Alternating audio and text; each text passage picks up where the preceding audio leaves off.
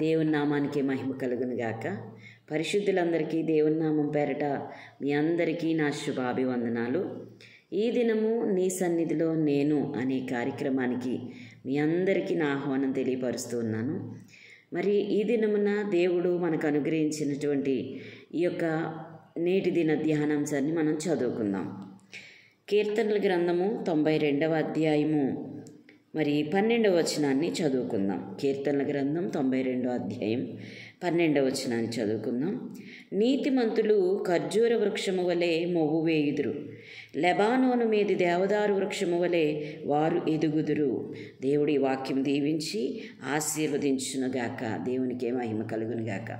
ప్రియ సహోదరి సహోదరులారా, ఈ దినమున మరి ఈ వాక్యాన్ని వీక్షిస్తున్న ఎవరైనా కూడా మరి చూస్తున్నటువంటి ప్రియ సహోదరి సహోదరులందరికీ కూడా దేవుని నామం పేరట మీ అందరికీ నా శుభములు తెలియపరుస్తూ ఉన్నాను. ఈ రోజున దేవుడు మనకు అనుగ్రహించినటువంటి మరి ఆశీర్వాదములు ఎన్నెన్నో, మరి ఆయన ఇచ్చినటువంటి బహుమానములు ఎన్నెన్నో. ఆయన మన ఎడల కృపచూపి కనికరము చేత మనకు అనుగ్రహించబడినటువంటి నిత్య స్వాస్థ్యమును మరి మన దేవుడు మనకు అనుగ్రహించున్నాడు. హల్లెలూయా. ఆయనే మనకు స్వాస్థ్యముగా చేయబడ్డాడు. నిన్ను నన్ను ఆయనకు స్వాస్థ్యముగా అని అనుకుని ఆయనే మనకు సంపూర్ణంగా పోయబడినాడు. హల్లెలూయా. అవునండి, ఈ రోజున ఇక్కడ దేవుని యొక్క వాక్యం సెలవిస్తుంది, నీతిమంతులు ఖర్జూర వృక్షము వలె మొవ్వు వేయుదురు అని రాయబడి ఉంది. హల్లెలూయా. నీతిమంతులు ఖర్జూర వృక్షము వలె మొవ్వు వేస్తారు. ఖర్జూర వృక్షంలో ఉన్నటువంటి విశేషత ఏంటి అంటే మరి అది వేసవి కాలమే బాగా పంటనిస్తుంది. వేసవికాలం బాగా పంటనిస్తుంది. నీరు లేని ప్రదేశంలో సైతము ఎండ బాగా ఉన్న సమయంలో కూడా అది బాగా చిగురు పెడుతూ ఉంటుంది. మొవ్వు వేస్తానే ఉంటుంది, ఆగదు. నీరుంది లేదు అని చెప్పి ఆగదు. మరి ఎండలు బాగా ఉన్నాయి, వర్షాలు వర్షించిన తర్వాత నేను చిగురు పెడతాను అని చెప్పదండి. అన్ని కాలముల యందు మరి ఫలములనిచ్చేది ఖర్జూర వృక్షం. హల్లెలూయా. అయితే ఆ ఖర్జూర వృక్షము ఎప్పుడు కూడా మొవ్వు వేస్తూనే ఉంటుందండి. అందుకే దేవుడు నీతిమంతులైన వారిని ఖర్జూర వృక్షముతో పోల్చాడు. హల్లెలూయా.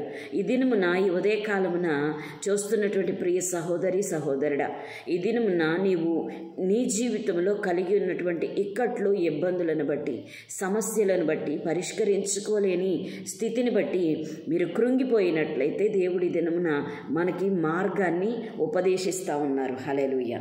మనకి మార్గాన్ని దేవుడు ఉపదేశిస్తూ ఉన్నారు. ఏంటా మార్గము, ఏంటా సొల్యూషన్, ఏంటా పరిష్కారము అని నీవు అనుకున్నట్లయితే దేవుడి దినం తెలియపరిచేది, నీతి అను పైబట్టను నీవు ధరించినట్లయితే. హల్లెలూయా. నీతి ఏ నరుల్లోని లేదని దేవుడికి తెలుసండి, అందుకే ఈ లోకానికి వచ్చాడు. అయితే నీతి అను పైబట్ట అంటే క్రీస్తు ప్రభువును కలిగి ఉన్నప్పుడు క్రీస్తు ద్వారా నీవు నీతిమంతుడు అవుతావు. క్రీస్తు నిన్ను నన్ను నీతిమంతునిగా చేసి మరి ఆయన మన జీవితంలో కార్యం చేయాలని ఆయన ఆశ కలిగి ఉన్నారు. హల్లెలూయా. ఆయన ఏం కలిగి ఉన్నారు? ఆశ కలిగి ఉన్నారు మన పట్ల కార్యం చేయాలని. అయితే మరి నీకును నాకును మధ్య నీ యొక్క పాపములు అడ్డుగోడవలే ఉన్నాయని యెషయా గ్రంథంలో రాయబడి ఉంది. హల్లెలూయా.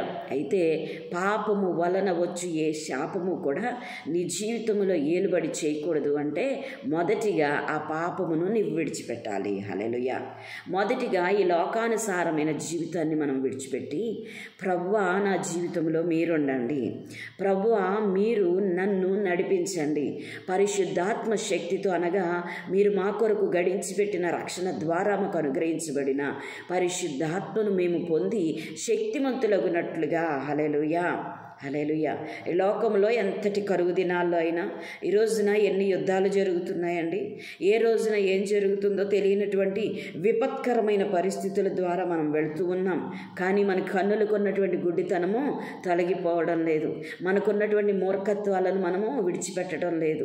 మరి ఈ లోకంలో జీవించాలంటే, ఈరోజు నూతనంగా మనం జీవించి ఉన్నామంటే దేవునికి కృతజ్ఞతలు చెల్లించవలసిన వారమై ఉన్నాం. ఎవరైతే దేవుణ్ణి మహిమపరుస్తారో, ఎవరైతే దేవుణ్ణి దేవుని ఘనపరుస్తారో వారు నీతిమంతులుగా తీర్చిదిద్దబడతారు. హల్లెలూయా. ఎవరైతే పరిశుద్ధాత్మను పొందుకుంటారో, ఎవరైతే పరిశుద్ధాత్మ ద్వారా నడిపించబడతారో వారు నీతిమంతులు అవుతారు. హల్లెలూయా. మరి ఎవరైతే ప్రభు యొక్క చిత్తమును గ్రహిస్తారో, ప్రభు యొక్క చిత్తమును నెరవేరుస్తారో వారు మాత్రమే భూమి అందును పరమందును భూమి అందును కూడా దీవించబడతారు అని రాయబడి ఉందండి. హల్లెలూయా. యెహోవా యందు భయభక్తులు గలవాడు ఎలాగున వర్ధిల్లును అని రాయబడి ఉందండి. హల్లెలూయా. కాబట్టి ఈ దినమున మన అందరము కూడా నీతి అను పైబట్టను ధరించాలనగా, నీతి అంటే నేనే సత్యము, నేనే జీవము, నేనే మార్గము. హల్లెలూయా. ఆయనకు మించిన నీతి లోకంలో లేదు గనక నీవు నేను ఆయనను అంగీకరిస్తే, హల్లెలూయా, ఏంటండి మనము ఆయనను అంగీకరించాలి. ఆయనను అంగీకరించాలి అని అంటే నోటితో ఒక్కటే కాదండి, హృదయమందు విశ్వసించి మన నోటితో ఒప్పుకొని క్రీస్తు ప్రభువును ఒప్పుకోమంటున్నాడు.